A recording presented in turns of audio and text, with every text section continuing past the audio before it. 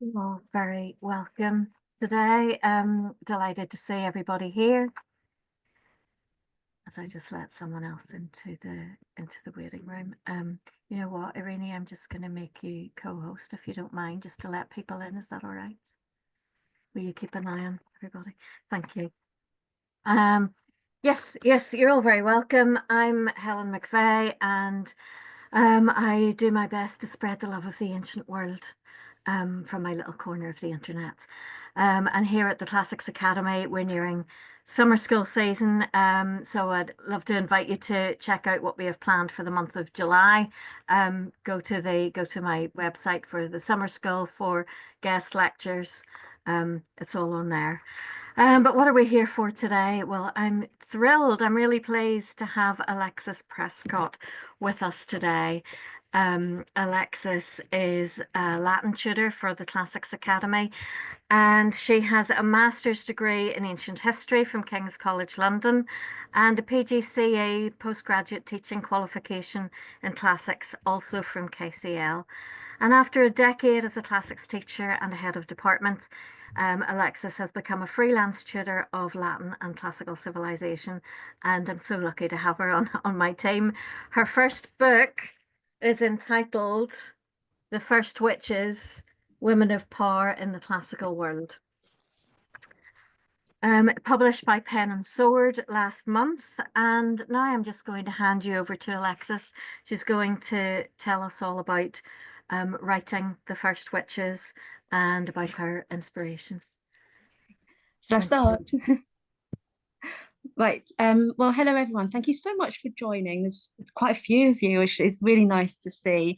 So I think I may as well just start about really why. Why have I chosen this particular topic?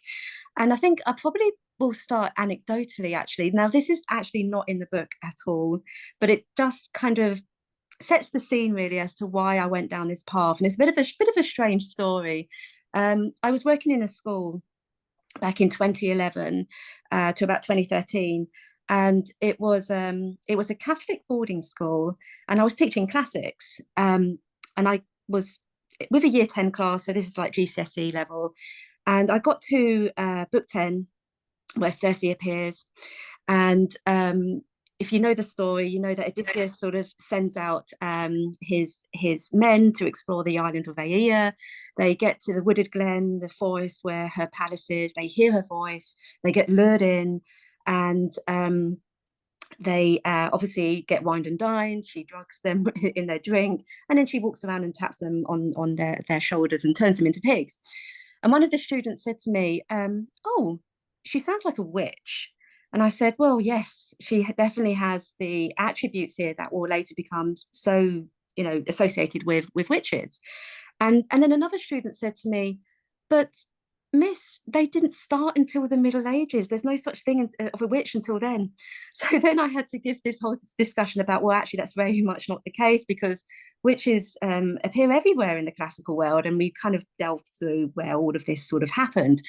Um, and then the next day, I was called into the head's office, and I thought, oh gosh, that's never a good sign, never a good sign. Um, and the head looked absolutely horrified and petrified.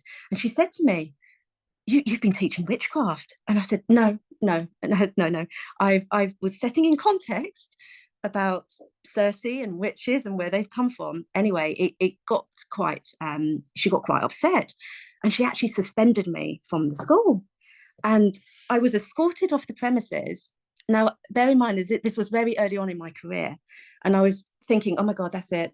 The Odyssey has done me in. That's it. It's over. Anyway, it was fine. I got my union involved, and I was reinstated back in the school, but I didn't really last, there much longer, because I thought I can't really work here because this is silly. Um, but it made me realize that even in the 21st century, we are still thinking very negatively about the witch. And it just got me thinking, why do we feel this way? I mean, as it was, all I mentioned was the word witch, and I mentioned witchcraft, and I mentioned some of the things that Circe was doing that was pertaining to witchcraft, but there was still this sense of horror behind it. So it kind of led me down a path of doing a little bit more research really into why we have this very negative imagery of the witch. But obviously that doesn't define what a witch is. It's much more than that. And I think probably this is where maybe the headmistress that was involved in this was probably a little bit on edge about it. Maybe she had a very conservative upbringing, I don't know. But really a witch is a female that disrupts nature to such a degree that she can control the weather and make it very tempestuous. I mean, if you go to the world of Apuleius, for example, in his Metamorphoses, she can even move mountains and she can turn the rain to blood. She can emasculate a man by threatening castration. So there's this kind of innate fear we've been kind of preconditioned to think of a witch in that way, that she can do something that will disrupt everything around us so that crops won't grow and women will become infertile and the human race will effectively stop existing because of what this woman is capable of doing. And all of this obviously can be seen in the likes of Macbeth. If you know the play, you'll know that the witches pretty much dominate the beginning to the very end of it. But ultimately, it's in the classical world, and we see it time and time and time again, particularly in the Roman literature. It begins in the Greek world, although the Greeks, I have to say, were probably a lot more kinder in their portrayal of the witch. They were, after all, more divine. But it's just interesting how even in the world that we live in, we still hold on to this very negative, malignant image associated with the witch. Even in our sort of pop culture, so in films, we still have this evil entity, and I think we always probably will. And that's essentially what my book kind of explores. It explores the origins of the witch in divine terms. So looking at the likes of Hecate, for example, and Circe, and then how all of those tropes that are associated with those particular characters become the evil entities that we know of them today. And it develops, obviously, quite dramatically during the Roman period, in the sort of late Republic, early Imperial times. The stock character of the Hag Witch really reaches the crescendo in the likes of, we've got Erictho, for example, we've got Ovid's Dipsas. I mean, Ovid has his own portrayal of Medea as well, which is pretty negative. And then it just increases after these writers to when we get to the medieval period. We have the likes of Albrecht Dürer sort of portraying them in a very sort of inversive, hideous imagery. And then it just evolves to the point where we have them in the modern day horror film. So that's what my book kind of assesses. It's this kind of evolutionary development of where the Hag Witch derives from, and how she effectively is still with us and will always still be with us. And essentially we can thank the classical world for this construct, and why she's still very much there. I did have some images. Should I show you some images as well, just to set it in stone for all of you? If you've read the book, some of these images are in the book as well. So I've kind of taken them from this. So if I just go to this one firstly, so here we've got a couple of really important images here. One of Hecate on the left-hand side, that sort of goddess that had the triple form. That's what she's predominantly sort of known as, and how she's easily recognizable as. And on the right-hand side, we have an image of Circe here. This is Waterhouse's very famous representation of her. She's actually here in the process of poisoning the waters that the nymph Scylla will immerse herself in, and she will then be transformed into the hellish sea monster that we know of, that appears in the likes of the Odyssey, in book 12 of the Odyssey. So in the middle, though, is something that I do discuss in the book, and it's about really where does this powerful female come from? And there is a sort of an idea that she's based upon sort of early matriarchies. And in particular, what you've got here is the goddess, mother goddess imagery from Cattle Hayek. She's very famous. She's seated on a throne. She's surrounded by felines. And she was actually found with images of avian images around her. So she was associated with birds, but typically raptorial type of birds, so the bird of prey. So she has that kind of connection to death, to life as well, because she's quite voluptuous here. So she represents sort of fertility. And there is this kind of belief that this mother goddess image then went on to influence the likes of Circe, because Circe in book 10 is also surrounded by felines. She's also associated with the underworld, as well as being a life giver, because she becomes a benefactor to Odysseus on his journey. So really what I'm saying here is that these women originate in a primordial sort of state of matriarchy, and then they lose that sense of power as we kind of move more into a patriarchal type of society, and their power becomes witch-like. And that's what we have with Circe. So in book 10, even though she does become the beneficial host, she obviously helps Odysseus perform his catabasis, which is absolutely vital for him as a hero. But there is a scene in book 10 that does show that kind of move between matriarchy and patriarchy.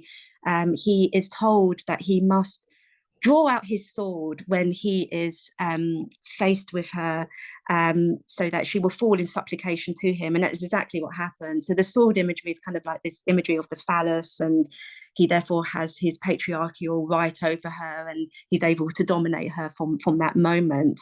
And she falls in kind of, supplication to that. And it's really from that moment that we have this transition in how we sort of see these type of godlike females.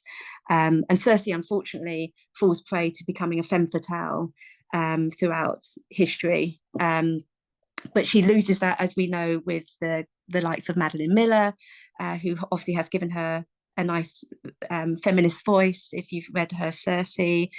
And Hecate as well, actually. She becomes demonized too. She gets called upon by Medea, for example, in Euripides' tragedy, when she wants to plan her filicide, and she calls upon Hecate as her consort to aid her with this. So she does become a demonic figure as well. But then, luckily for Hecate, she does lose this when we get into the 20th century, when the kind of rise of neo-paganism and the onset of the Wiccan religion, they have their own triple goddess, which is kind of equated to Hecate. So she gets redeemed too. Unfortunately, though, there are the hag witch that doesn't get redeemed, and that is most definitely, here she is, Erictho. Definitely one of my favorites, and one of my favorites that I enjoyed researching. She mainly appears in Lucan's Civil War, which is really a forgotten epic that I recommend everyone to read. It's certainly up there with the likes of the Homeric epics and Virgilian epics as well. It's very unique in that it does away with the gods altogether, but it has this supernatural element right in the middle of the epic, when they meet Erictho the witch, who prophesizes a pretty doomed outcome for the war between Julius Caesar and Pompey. And she's just horrendous. She performs this necromantic scene that is incredibly hellish. You can see there in this image of her that was painted in the 18th century by Mortimer. He has drawn upon the text actually, where she gets hold of live vipers and whips the sort of dead corpse so that she can reanimate the corpse, and the corpse can foretell the future. Now, this imagery of the hag has held on. We haven't shaken this off, and Erictho, I will no doubt will never ever go through a feminized portrayal of her, unless of course someone decides to do a backstory to her and why she lives in a dark cave. That could be a heads up for another reimagining maybe. But I think she's definitely the forerunner for the hag. She's the forerunner for the horrific imagery of the witch that we have in popular culture, and she will hold on. She unfortunately will remain an entity in our world. And as you can see, actually, Albrecht Dürer did his imagining of a witch. This was in the early 1500s, this one, but I often feel looking at this, it is Erico to me in every sense. She has the disheveled hair. She has she is the inversion of the female in every way. She doesn't have the fullness of the breast, for example. She's got that haggard appearance, and she's got a storm in the corner there because witches obviously are typically associated with the onset of tempests. So this imagery has very much lasted for all time, and actually more modern imagery is what I've got on the screen here. Actually, these are modern witches that we have had in pop culture from the last 40 years or so. So we've got a couple of images here from Game of Thrones. So if you know your Game of Thrones, you might be able to recognize these. We've got a couple from sort of fantasy films from the early 80s, one from a film that was aimed at children actually, and a couple from horror films. But these are more modern interpretations of the witch, and you can see that they do buy into this imagery of haggishness, evilness that stems from what we have in the classical world, therefore showing that kind of classical reception, if you like, of the imagery of horror that has held on for so long. I'll just stop share there. Maybe I'll go back to them if you would want to know more of those. So is there anything else you want to ask me before we look at the questions so I think some people really put some questions in actually. Is there anything else, Helen, you want to ask maybe? Oh, I think you're on mute there, Helen. I'm on mute. No, I'm just, as you're talking, I'm just flicking through your book, and those pictures are really interesting.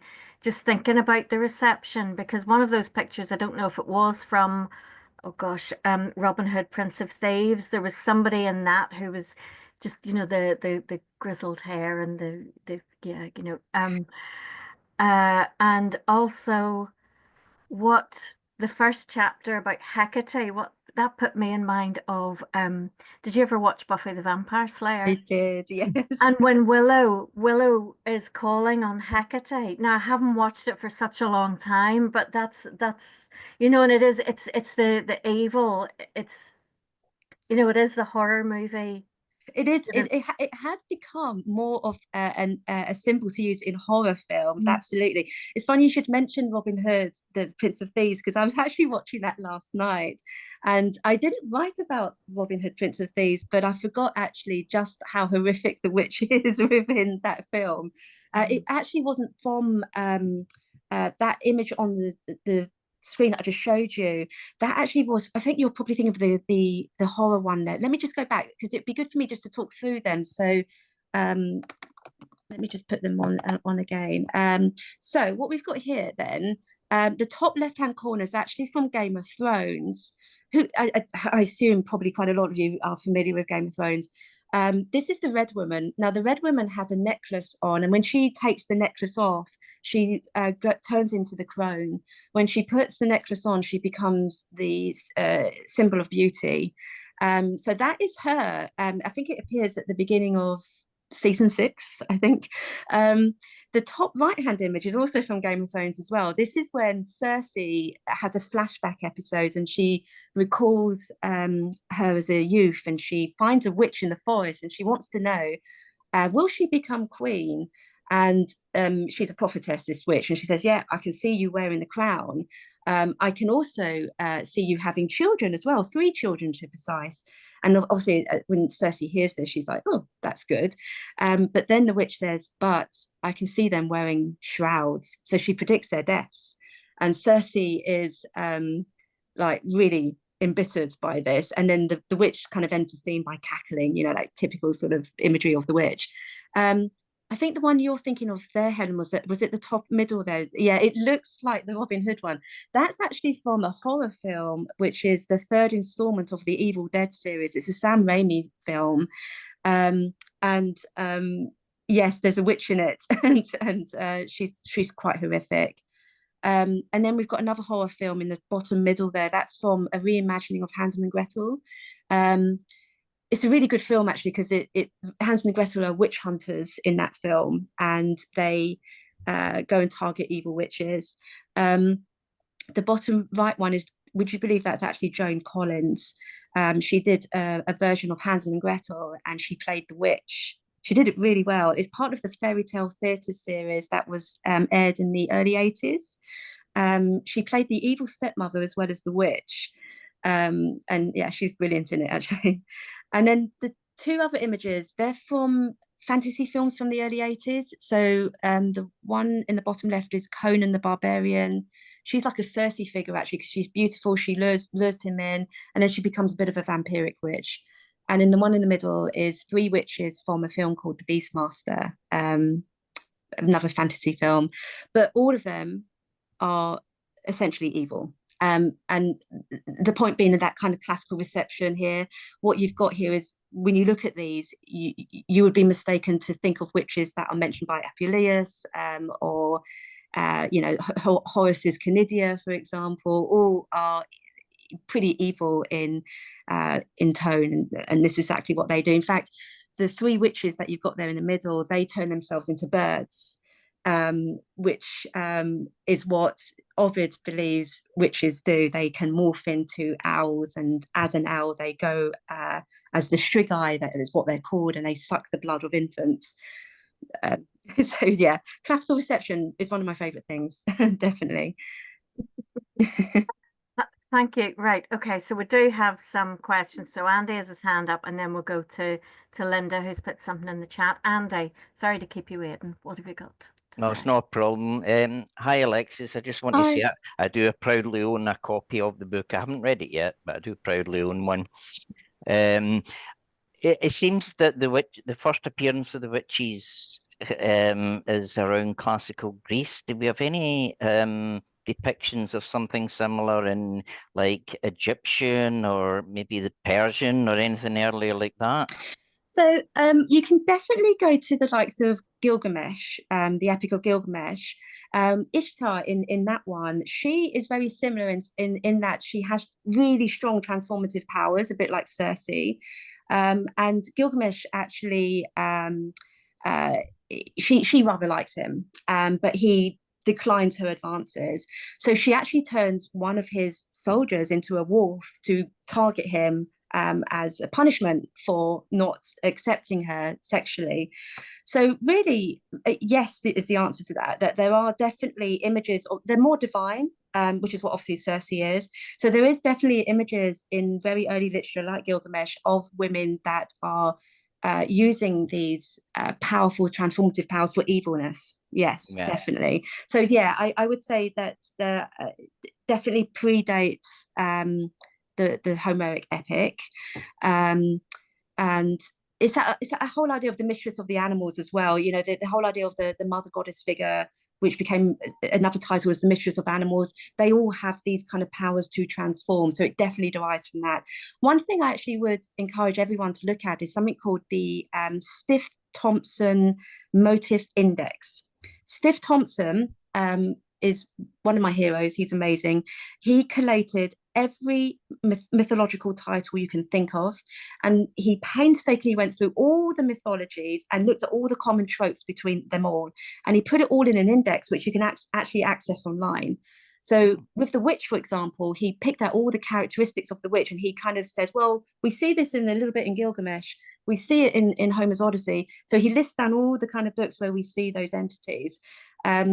So yeah, I mean, I definitely, if you're interested in the crossover of mythologies and where things might have originated, look to Stiff Thompson, because he's brilliant, and you can access that online. Thanks very much. Thank you very much, Andy. Thank you for the question. Right, Linda. Linda's making me laugh because she says she's seen all of those films. Good, that's really good because they are really good. They're my favourites. Yeah, Linda's asking about Hecate and the three heads. Do the three heads talk and do they have their own personalities? um, as far as I'm aware, I'm not actually sure about that. I'm sorry, but all I know is that they look to specific crossroads. So that they are. Hecate was a boundary goddess. So the three heads represent like the three road crossroads that she would have protected. Essentially, she's apopatraic symbol. So that's as far as I know, really, for the three heads. I haven't read anything where they talk and that they have varying personalities. But I see where you were going with that one, because if you look at neo-paganism, where they have their own sort of triple goddess, in that religion, they have one goddess that represents youth, one that represents sort of motherhood, and then one that represents the crone. So, you know, whether that is loosely based upon Hecate, it probably is. But from what I've read and researched, those three sort of representation don't necessarily pertain to a different aspect of your life. They're kind of one and the same, and they just look out to the three crossroads which she protects. Oh, the Witch of Endor. The Witch of Endor question. Sorry. Shall I answer that one? Yeah, yes. The Witch of Endor also live in a cave. Yes. Oh, the Witch of Endor. She's. Those of you that aren't familiar, the Witch of Endor appears in the Bible, and it's so similar to the Lucan scene.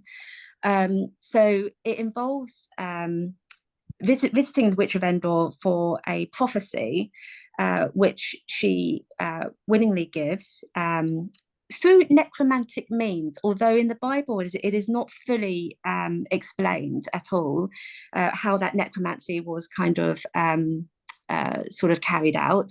It's much more vivid in Lucan. And then she offers them bread.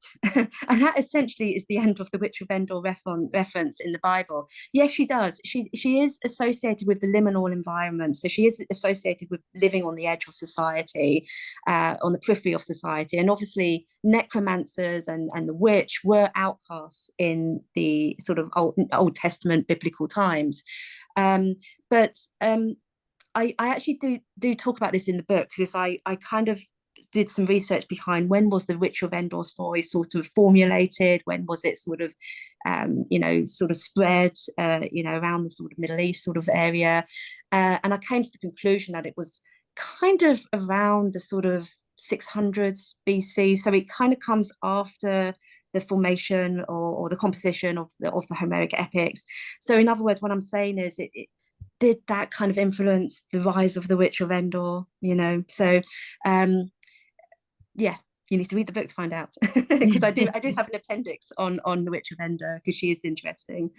Okay, thank you. And Peter has his hand up. Good to have you here, Peter. Hello. Alexis, I was in your summer school class last summer, Latin intermediate. I remember you spoke about this book, and as you've done today, recommended Lucan. I went away and read Lucan. So my question is, why do you think Lucan felt that Eryxtho was necessary? Because the prophecy she's making, obviously, Lucan's readers knew that Caesar would win at Pharsalia. So why is she there? So just a bit background on Lucan's epic. So the epic is essentially about the civil war between Julius Caesar and Pompey the Great. And he's writing it during the background of Nero. Nero at this point had reached terrible tyranny. He was horrific at the point when he was composing this epic. So much so that Nero had ostracized Lucan from his court.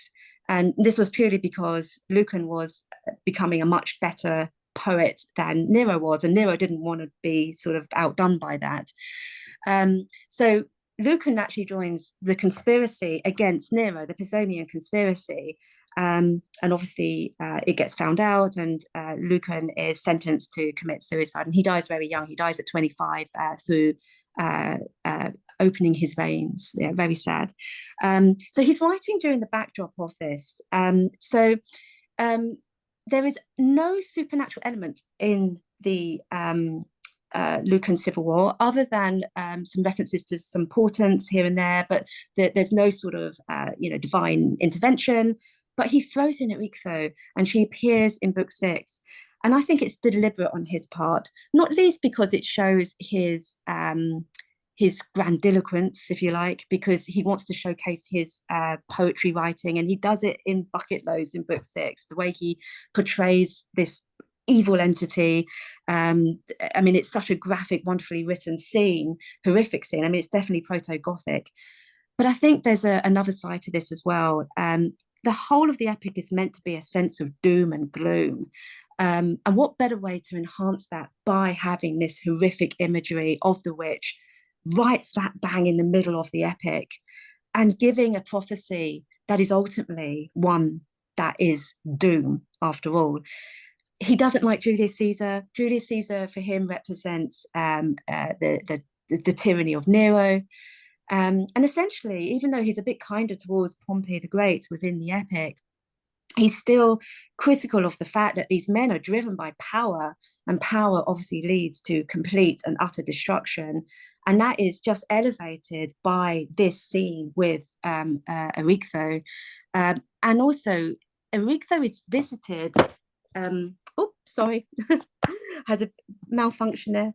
Erictho is also visited by Sextus Pompeius, who is the son of Pompey the Great. And Sextus Pompeius is another horrific figure in this epic. His history itself is pretty awful. He turns to piracy after the Civil War. He also develops another civil war himself post this one. And he eventually ends up dead.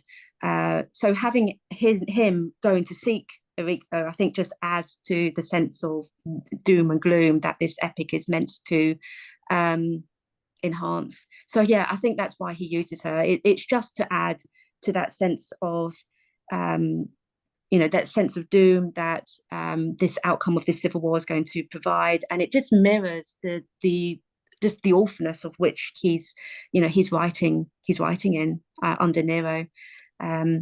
He didn't finish the epic, incidentally, because obviously he got involved in the conspiracy. There's lots of scholars that kind of say that he was trying to write sort of 12 books. The epic kind of ends with 10. But yeah, I think that's probably definitely the reason. I do actually mention this when I'm talking about Erictho. Actually, I kind of sort of analyze, why does he have her there when the supernatural doesn't really play that much of a part, and I come to that conclusion, really. I hope that answers it. Thank you. I haven't read the book yet, so I oh look right, forward well, to reading yeah, it. it's in there, Peter. You'll find it if you read it. Thanks very much. Thank you, Peter. Are there any other questions? I have a question. Yes. Oh, hi, Irene. Hi there. Congratulations. It's very exciting. Thank you. I'm very interested in to know, I don't know, I'm not sure if this is a question you can answer, but the cosmological view of the Greeks and then the cosmological view of the Romans, do you think there's an influence there in how the figure that we come to identify as the witch kind of makes a shift? Is there a difference between, or do we have representations from pre-empire, post-empire? That's what I'm just sort of mulling over. So for the Romans, I think it's more to do with their strong sense of patriarchy, to be honest. So when we get to where the stock figure of the witch really appears in their poetry. So I'm talking here about the likes of Horace, the Augustan poets, actually. It's really the Augustan poets. You were talking, that's what I was thinking. Yes. Yes, I mean, that's when they really go full out. You know, I mean, if you ever read about Canidia, goodness me, you know, she rips apart lambs and she does all sorts, you know, it's horrific. But that's when the stock character really reaches its crescendo with those Augustan poets. And I think it's mainly to do with a historical shift in how the men were viewing themselves in that beginning of the imperial regime. Is that sense of power, that kind of corporal ideology. You know, I'm here to be in charge, my body needs to be in charge as well, and I won't have a woman be in charge of my body. And a lot of these women in this literature at that time dominate the male through sort of threatening castration, literally charging into their bedchambers as well and taking over their male domain. So I think it's more to do with that more than in a cosmological sense. I think it's more to do with a shift in how men were thinking about their control within their environment. And that's why this stock character was kind of written in to warn men not to let the woman be powerful and dominate. We see, I mean, that kind of message continues post Rome into the likes of Shakespeare.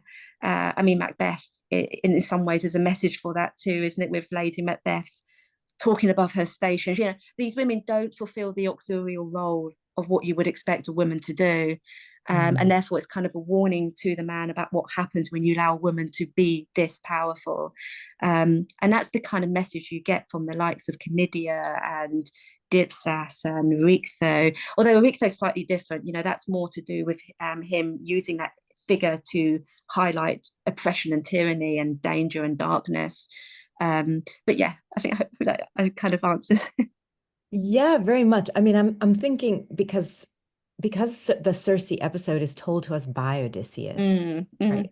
We can see how that telling really differs from how the bard of the epic itself is framing the relationships between men and women. And I think that's really interesting. Yeah, and I remember you saying that actually, because we had a conversation online about that, didn't we? And I definitely see that. And yeah, because when you know the imagery in book 10, when he kind of gets his sword out and he therefore overpowers her in this kind of masculine patriarchal sense of the phallic imagery, it's got a sense of pride there, hasn't he, in the way that he's able to bring her to her knees. And it's all from the perspective of Odysseus. I completely see that. And I was thinking about what you're kind of writing about, where with regard to the more female sort of imagery coming. Maybe it was written by women overall, perhaps, or from communities of women and men. And I mean, Circe is such an interesting figure for me in the Odyssey, because she becomes a benefactor to him. You know, without her, he wouldn't have completed his Catabasis. I mean, she guides him with the necromancy for that. And without her, he wouldn't have had the valuable information to get past Scylla and Charybdis in book 12. So she becomes really pivotal to his success and his achievement. So yes. Yeah, and I think, sorry, just one last thing. I think for me, like where I was kind of connecting it to the cosmological view is just the idea that the emperors become sort of godlike figures in imperial Rome. Yes, and I see, yeah, and I think maybe the kind of imagery of the witch pertains to that, you know, we won't tolerate that type of female because we are above that. Yeah, definitely. Yeah, absolutely. Thank you so much. Is there anything else? I've got any? Something. If there's no questions from anyone else. I was just thinking about, you know, Medea and Circe and even Helen in the Odyssey, where she's putting the drugs in their drinks. You know, do you think it's problematic to call them witches? Do you think they're witches at that point? No. Okay. No, I don't. But I think that that's the association with the herbs and this idea that the woman can control situations through the use of herbs and potions becomes a problem and becomes what we associate with witches. But no, the idea of them being witches then would have been quite alien to the Greeks. This is more. I mean, obviously they had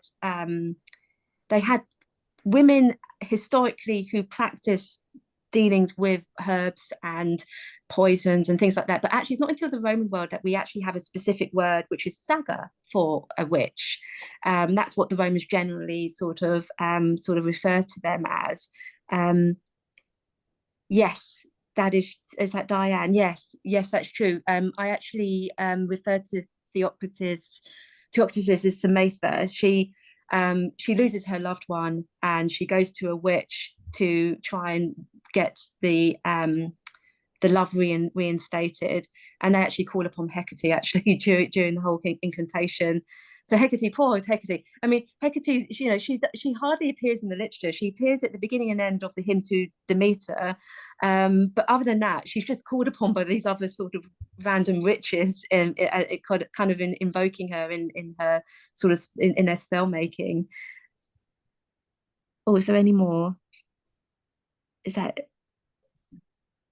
Thank you for the question, Diane.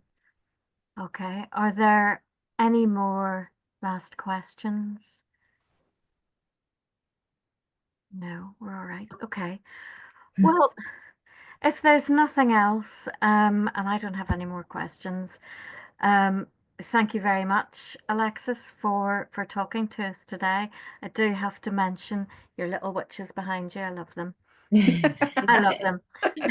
It's my garland of witches. Yes. I'm glad you spotted them. Just got a very strange fascination with them. Although I do have to ask, which one's your favourite? In the book, or just generally, just because I don't mention everyone. I try to mention as many as I can.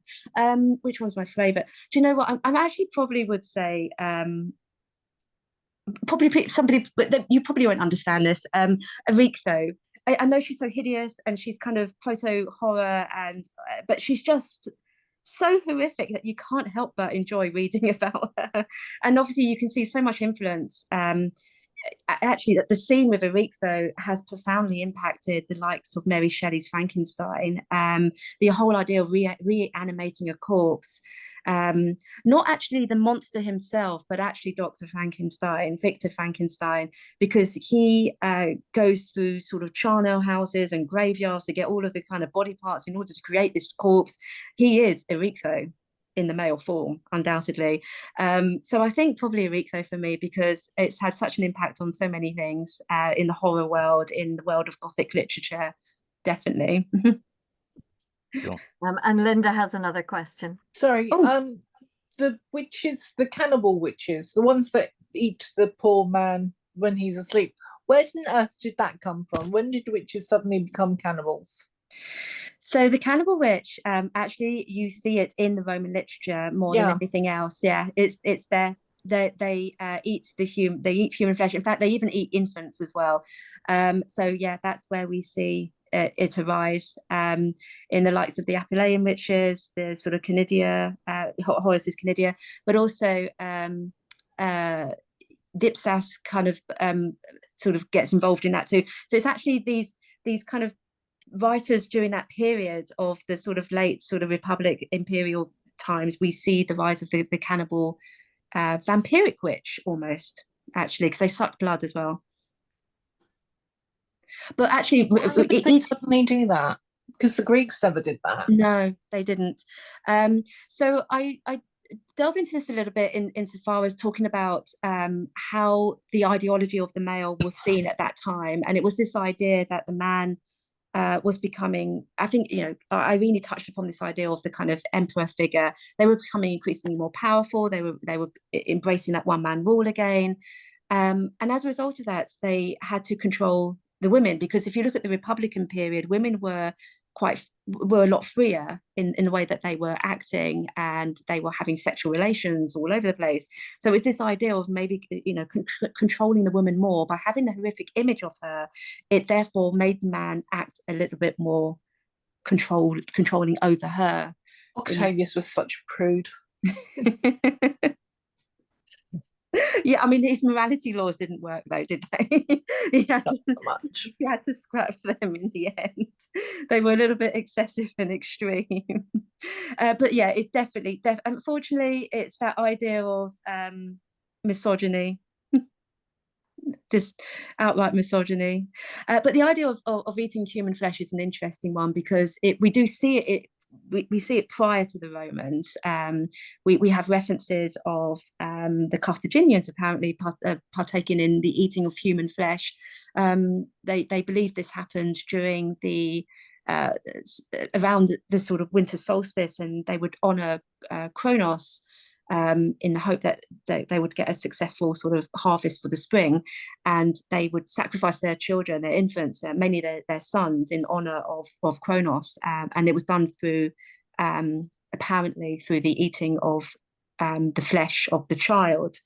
So the whole idea of the sort of cannibalism, it's obviously an ancient one. I mean, we obviously see it in the likes of, you know, it's touched upon, isn't it, in the sort of Homer with the Cyclops and all of that. But women specifically arises in with those Augustan poets. On the subject of eating, now I might be way off the script here, but I'm just thinking, with being described as getting all these potions to do different things, do you think it's got any reference to a woman gathering and mixing up different ingredients for cooking? Do you think it's got a reference to that?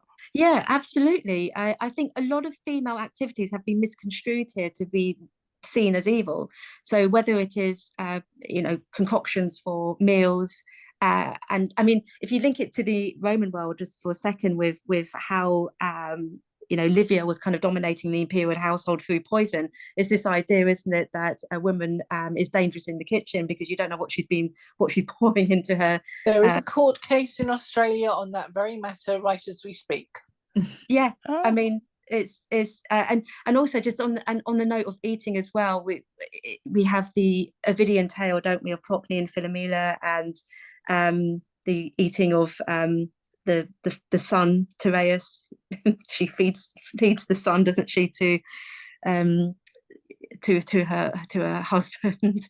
And again, that's a woman's domain, isn't it, to cook up the flesh. So yes, yeah, definitely. I definitely think these sort of female activities have been demonized. So whether it's cooking, mixing things, even the loom, which I know Irene's written lots about the loom and the spindle, but even that becomes demonized as well as we progress through sort of, you know, the world of fairy tale.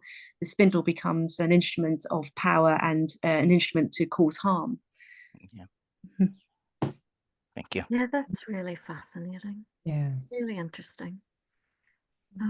Okay, well, tempted to do I ask again? Are there any more questions? Because we could. There's lots to talk about. It's really fascinating. Linda says she'll have more questions after the book arrives. Okay, well, look, I will thank Alexis for taking the time out to talk about the book. That was really interesting. It's a great book. Do buy it from Pen and Sword. And I don't think there's anything else to say. Just thank you, Alexis. Thank you, everyone, for joining. And I am writing another one. Just so I just put it in there. I am writing another one. If what's you're this one interested. about? This is about monsters and monstrosity in ancient Greece. In some ways, it has some connection because it's that idea of alterity and the other, but predominantly about monstrous figures, though, this time. So yeah, that will be probably won't be out for another couple of years, but yeah, we're in the process of doing that one. Oh, you need to let us know when it's coming out, because I'd be quite interested in that one as well. Yeah, I would definitely let you know. Thank you. Has to be said, having been taught by Alexis for 2 weeks, in the last 5 minutes of our 2 weeks, he very quietly let slip, "Oh, I've written a book."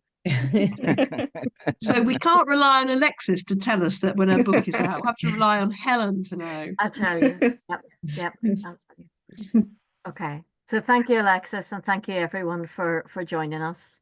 That's Thank been you. Thanks, great. Alexis. Thank you. Thank you Bye. so much. Bye, everyone. Bye. Thank you.